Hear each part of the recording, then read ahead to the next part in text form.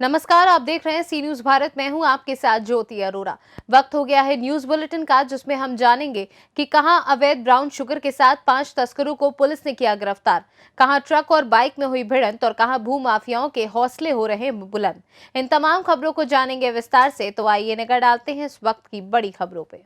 चतरा में सक्रिय नशे के सौदागरों के विरुद्ध पुलिस को बड़ी सफलता हाथ लगी है। एसपी राकेश रंजन को मिली गुप्त सूचना के आधार पर अवैध ब्राउन शुगर की खेप के साथ 5 तस्करों को गिरफ्तार किया गया। तस्करों की गिरफ्तारी एसपी के निर्देश पर एसडीपीओ अविनाश कुमार के नेतृत्व में गठित सदर थाना पुलिस की टीम ने की है। स्पेशल टीम ने शहर के महुआ चौक इलाके से सभी तस्करों को ब्राउन शुगर पीते और खरीद बिक्री करते पकड़ा है। सभी तस्कर शहर के अलग अलग मोहल्ले के रहने वाले। गिरफ्तार तस्करों के पास से करीब 8 लाख रुपए का 7.5 ग्राम शुगर, तस्करी का 5,960 रुपए नगद, विभिन्न कंपनियों के 4 मोबाइल फोन व तस्करी में प्रयुक्त एक मोटरसाइकिल जब्त किए गए हैं। एसडीपीओ ने बताया कि गिरफ्तार तस्कर लंबे समय से शहर के अलग अलग मोहल्लों के मासूम और छोटे छोटे बच्चों को नशे के जाल में फंसाकर ब्राउन शुगर बेचते थे। उन्होंने बताया कि तस्करों के द्वारा पहले बच्चों को नशे का एडिक्ट बनाया जाता है, बाद में उन्हें ऊंचे दामों पर ब्राउन शुगर की आपूर्ति की जाती थी। एसडीपीओ ने बताया कि गिरफ्तार तस्करों से पूछताछ और निशानदेही के आधार पर गिरोह में शामिल अन्य तस्करों के विरुद्ध भी अभियान चलाया जा रहा है। जल्द ही गिरोह के अन्य फरार तस्करों को भी गिरफ्तार कर जेल भेजा जाएगा। पुलिस अधीक्षक चतरा महोदय को सूचना मिली थी कि ब्राउन शुगर बेचने और पीने वाले गैंग चतरा शहर में सक्रिय हैं। सूचना को सत्यापित करते हुए अनुमंडल पुलिस पदाधिकारी चतरा के नेतृत्व में एक टीम बनाई गई। उस टीम में इंस्पेक्टर सह थाना प्रभारी लव कुमार, रामबृक्ष राम, सिकंदर सिंह, प्रकाश सेठ, रुपेश यादव एवं अन्य सशस्त्र बल के सहयोग से महुआ चौक के पास जब छापेमारी की गई तो वहां पे 5 लोगों को ब्राउन शुगर बेचते और पीते पकड़ा गया। 5 लोगों में मोहम्मद तालिब, मोहम्मद सरहद, संजय यादव, मोहम्मद अजहर, फिरोज हसन, ये पाँचों चतरा जिला के सदर थाना क्षेत्र के रहने वाले हैं। इनके पास से कुल 7.56 ग्राम ब्राउन शुगर बरामद किया गया है। इसके अलावे 5,960 रुपया नगद, 4 मोबाइल और 1 मोटरसाइकिल की बरामदगी की गई है। संबंधित धाराओं में एफआईआर दर्ज कर लिया गया है एवं अग्रतर कार्रवाई की जा रही है। जहां तक अभी अनुसंधान के क्रम में यह पता चला है कि शहर के लोगों को ही ये आपूर्ति करते थे, छोटे छोटे लोगों को, बच्चों को टारगेट करके ये लोग बेचने का काम करते थे। चतरा से सी न्यूज संवाददाता लक्की की रिपोर्ट।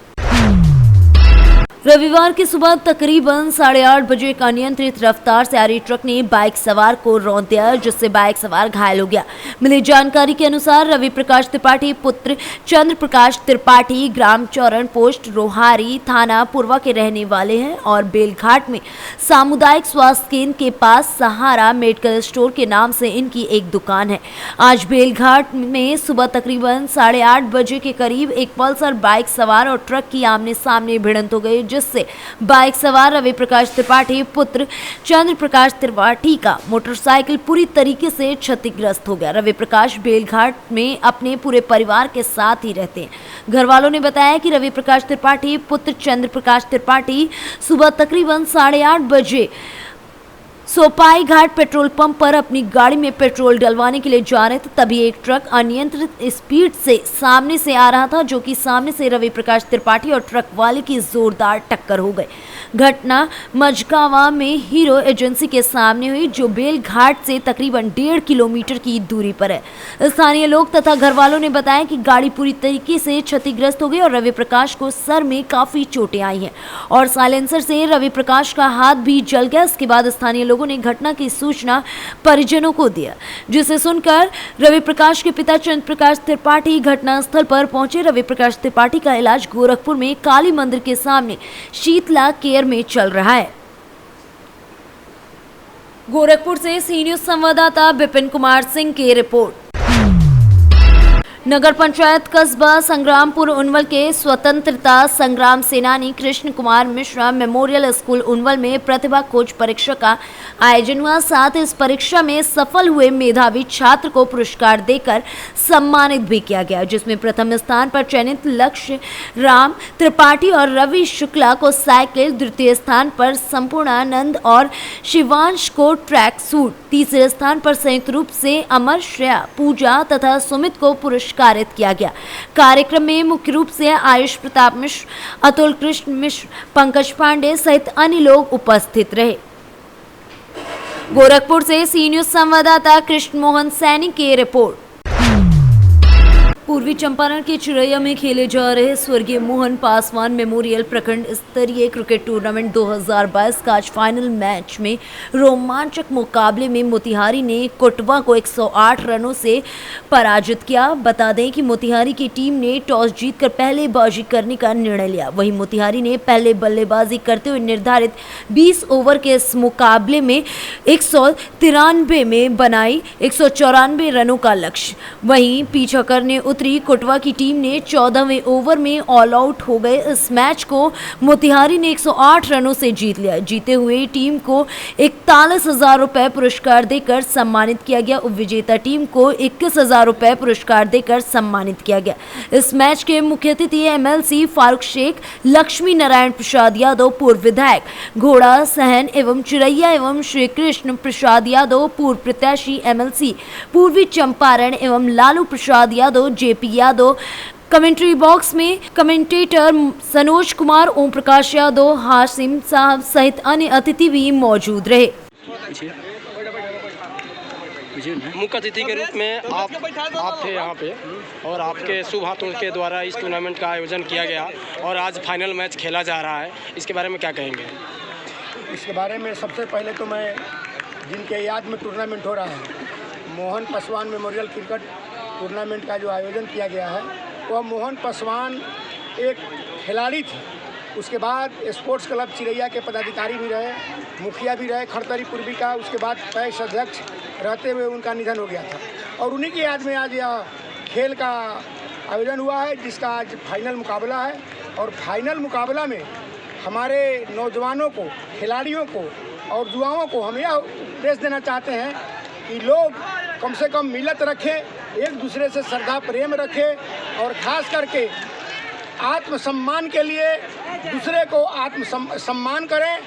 और खिलाड़ियों से हमें आग्रह करना चाहते हैं कि आपसी सामंजस्य बैठा करके और अनुशासन में रह करके और खेल को खेले।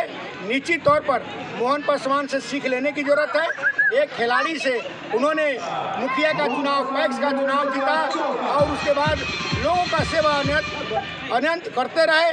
और यही हम चाहेंगे सब लोगों से कि आप लोग भी सेवा भावना से सेवा करते रहें। आजकल के जो युवा है खासकर मोबाइल पर ज़्यादातर गेम खेल रहा है, फिजिकल खेल नहीं खेल रहा है। इसके बारे में युवाओं को क्या संदेश देना चाहिए? हम चाहेंगे कि युवा कम से कम फिजिकल खेल खेले। जब तक शारीरिक व्यायाम नहीं होगा, इसे मानसिक रूप से भी तनाव में रहता है लोग। खास करके जो लोग मोबाइल पर लगा रहता है वह मानसिक रूप से तनाव पर रहता है, और जो शारीरिक व्यायाम करता है वह शरीर से भी खुश रहता है और उसका दिमाग कहीं इधर उधर नहीं रहता है, अच्छे काम में लगा रहता है, सेवा में लगा रहता है और वो अच्छा काम करता है। गलत काम के प्रति उन लोगों की रुचि नहीं रहती है। इसलिए हम चाहेंगे कि युवाओं को आग्रह करना चाहते हैं कि आप मोबाइल का खेल नहीं खेल करके ग्राउंड का खेल खेलें, फील्ड का खेल खेलें। चाहे किसी प्रकार का खेल हो, फुटबॉल हो, कबड्डी हो, बैडमिंटन हो, हॉकी हो और क्रिकेट हो, कोई खेल खेले। निश्चित तौर पर इसमें आपकी शारीरिक भी विकास होगी और मानसिक भी विकास होगा। एक आखिरी सवाल, ये ग्राउंड का श्रेय आप ही को जाता है कि आपने इसको बचाया है, नहीं तो आज यहाँ पे भवन होता? हाँ, यह बात सही है। अभी देखने को आपको मिल रहा है, जो अब बिल्डिंग बना हुआ था आधे मैदान में वह उसका नींव हो गया था। और चूँकि हम लोग का लगाव शुरू से इस ग्राउंड से रहा है, शुरू से इस मैदान पर हम लोगों ने खेला है, खेल को तरजीह दिया है और खेल को आगे बढ़ाया है। और इसी मैदान का देन है कि हम जिला फुटबॉल संघ के अध्यक्ष भी हैं। कैमरा पर्सन राजा कुमार के साथ नविंदु कुमार की रिपोर्ट। संभल में भूमाफियाओं के हौसले बुलंद हो गए। 3 बार नाप तौल होने के बाद भी इनके ऊपर कोई कार्रवाई नहीं की जा रही है। ग्राम प्रधान पति उमेश कुमार ने गांव के कुछ लोगों पर आरोप लगाते हुए बताया कि पहले मैंने अपनी शिकायत भूमाफिया पोर्टल पर की थी, लेकिन उस समय शिकायती निस्तारण में तहसीलदार व कानूनगो ने जमीन को कब्जा मुक्त करा दिया था और उन अवैध कब्जाधारियों ने फिर दोबारा जमीन पर दबंगई के बल कब्जा कर लिया है। गांव के निजाकत, लियाकत, इब्राहिम अली, अतर सिंह, पूरन, इन लोगों के सहयोग से भूमाफियाओं के हौसले बुलंद हो गए। ये सभी लोग क्रिमिनल लोग हैं। इनके खिलाफ थानों में कई मुकदमे पंजीकृत हैं। ये अपनी दबंगई के बल पर ग्राम सभा की भूमि पर कब्जा कर रखे हैं। मैंने कई बार डीएम, एसडीएम, तहसीलदार से लिखित शिकायत भी की है, प्रार्थना पत्र भी दे चुका हूँ। 3 बार टीम भी गठित हो चुकी है। राजस्व विभाग द्वारा व पुलिस बल द्वारा मौके पर जाकर ठीक ठाक से नापतोल अभी तक किया गया है, लेकिन इस पर कोई कानूनी कार्रवाई नहीं हुई है। उमेश कुमार एडवोकेट है। मेरी पत्नी इस समय वर्तमान प्रधान है। मैं गिन्नौर में वकालत करता हूं। मैं डीएम साहब को एक प्रार्थना पत्र गांव के ही भूमाफिया ज़मीन पर ग्राम सभा की है, उस पर कब्जा छोड़ने को तैयार नहीं है। 3 बार प्रशासनिक अमले के साथ नापतोल भी हो गई है, फिर भी भूमाफिया गांव के ही हैं, जिनका नाम नियाकत, लियाकत, इब्ने अली, हुस्ने अली, पुत्रगण औसफ अली है, जो कब्जा छोड़ने को तैयार नहीं है। गांव के अतर सिंह पुत्र सियाराम, पूरन पुत्र अतर सिंह और घमंडी पुत्र सियाराम, ये गांव के क्रिमिनल व्यक्ति हैं। थाना धनारी में इनके खिलाफ कई मुकदमा पंजीकृत हैं। ये भूमाफियाओं को सहयोग दे रहे हैं, राइफल तमंचा के बल पर जाते हैं और ज़बरदस्ती कब्जा करवा रहे हैं।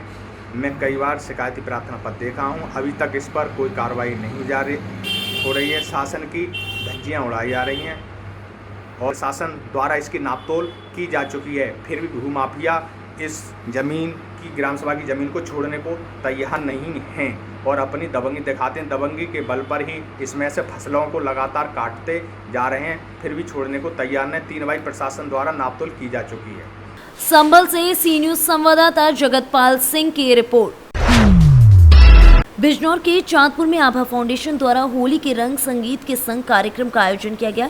सुमधुर वाणी से संगीतमय में संकीर्तन व होली मिलन कार्यक्रम आयोजित किया गया। रविवार की देर रात तक चले कार्यक्रम में हरिद्वार से पधारे आचार्य रोशन जागुड़ी और दिल्ली से पधारी राधा कृष्ण वाली टीम ने श्रोताओं का मन मोह लिया और जमकर वाहवाही भी बटोरी। कार्यक्रम के अंत में आभा फाउंडेशन की प्रबंधिका आभा सिंह और उनके पति चेयरमैन पुष्पराज सिंह ने राधा कृष्ण पर पुष्प वर्षा की और आगंतुकों का आभार व्यक्त किया। बिजनौर से सलीम हाशमी के साथ अजमल अंसारी की रिपोर्ट।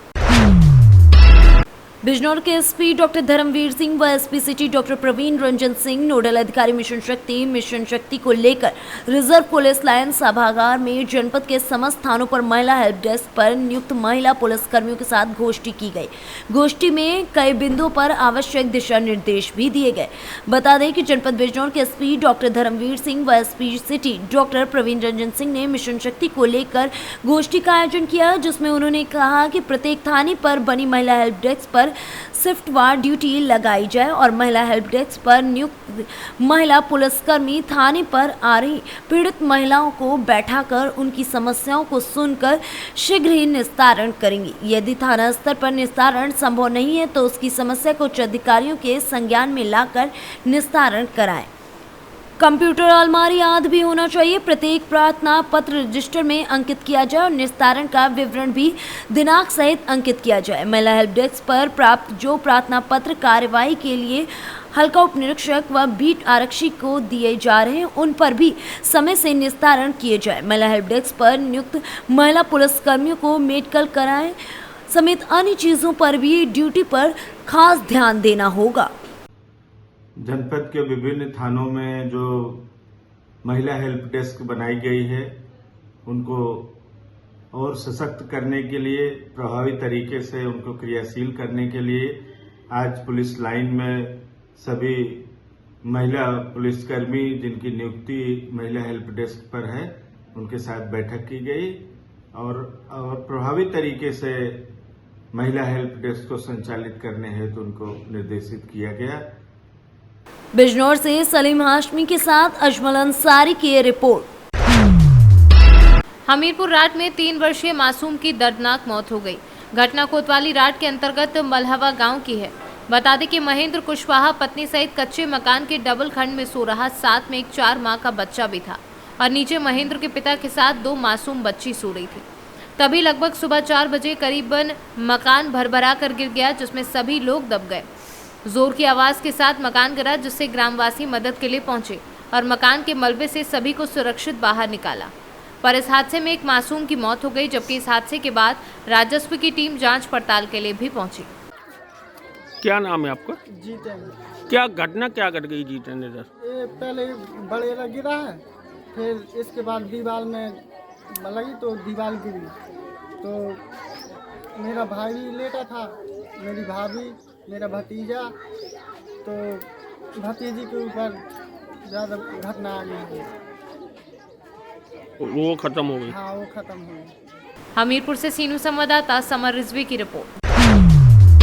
मध्य प्रदेश एवं युवा कल्याण विभाग के द्वारा पृथ्वीपुर में विधायक कप में 2 दिवसीय खो खो और वॉलीबॉल प्रतियोगिता का आयोजन किया जा रहा है, जिसमें ग्रामीण स्तर के खिलाड़ियों को प्रतिभा दिखाने का अवसर प्राप्त हो रहा है। कार्यक्रम का उद्घाटन पृथ्वीपुर विधायक डॉक्टर शिशुपाल यादव के द्वारा किया गया। कार्यक्रम के प्रथम दिन खो खो प्रतियोगिता हायर सेकेंडरी कन्या स्कूल मड़िया एवं हायर सेकेंडरी कन्या स्कूल पृथ्वीपुर के मध्य खेला गया, जिसमें पृथ्वीपुर की टीम ने मुकाबला जीत लिया। कार्यक्रम में पृथ्वीपुर विधायक डॉक्टर शिशुपाल यादव ने कार्यक्रम को संबोधित करते हुए कहा कि खेलों के आयोजन से दुनिया में क्षेत्र की प्रतियोगिताओं के बढ़ते कदमों को और आगे जाने का अवसर प्राप्त हो रहा है। मानसिक विकास के उच्च स्तर पर खेलों के आयोजन में भाग लेकर क्षेत्र के खिलाड़ी अपने नगर ग्राम के साथ साथ प्रदेश का नाम रोशन करेंगे। कार्यक्रम में निवाड़ी कलेक्टर नरेंद्र सूर्यवंशी, जनप्रतिनिधि, गणमान्य नागरिक एवं छात्र छात्राओं सहित शिक्षक भी उपस्थित रहे। पृथ्वीपुर से सी न्यूज संवाददाता मनोज निराला की रिपोर्ट। रविवार की दोपहर अचानक बिजली के खंभे से शॉर्ट सर्किट होने के कारण आग लग जाने से गेहूं की फसल जलकर खाक हो गई। खेत के मालिक को जैसे इसकी भनक लगी, वो दौड़कर चिल्लाते हुए आग बुझाने की कोशिश करने के लिए पहुंच गया। ग्रामीणों को काफी मशक्कत करनी पड़ी, उसके बाद आग पर काबू पाया जा सका गया। पट्टी तहसील क्षेत्र के मनैतापुर गांव के रहने वाले शिव प्रजापति की मनैतापुर में खेत है, जिसमें उसने गेहूं की फसल तैयार कर रखी थी। रविवार की दोपहर 3 बजे वहां से गुजरे हुए विद्युत खंभे से शॉर्ट सर्किट होने से चिंगारी गेहूं के खेत में गिर गई, जिससे आग लग गई। तेज हवाओं के कारण आग बेकाबू हो रही थी। जैसे शिव प्रसाद को इसकी जानकारी हुई और दौड़ते हुए वो खेत की तरफ भाग गया। उसकी बेटियां बाल्टी लेकर खेत की तरफ दौड़ी। हल्ला गुहार सुन करके ग्रामीण भी इकट्ठा हो गए। नलकूप तथा ट्यूबवेल के सहारे पानी भरकर किसी तरीके से आग पर काबू पाया गया, लेकिन तब तक 2 बीघा गेहूं की फसल नष्ट हो गई थी। ग्रामीणों का कहना है कि अगर समय पर आग पर काबू पाया गया होता तो सैकड़ों बीघा गेहूं जलकर खाक हो जाता। आग पर काबू पाने के बाद वहां पर ग्रामीणों ने राहत की सांस ली, लेकिन शिव प्रजापति के खेत की फसल जल जाने से वो काफी दुखी दिखाई दे रहे हैं। प्रतापगढ़ से सी न्यूज संवाददाता रोहित जायसवाल की रिपोर्ट। फिलहाल इस न्यूज बुलेटिन में बस इतना ही। आप देखते रहिए सी न्यूज भारत।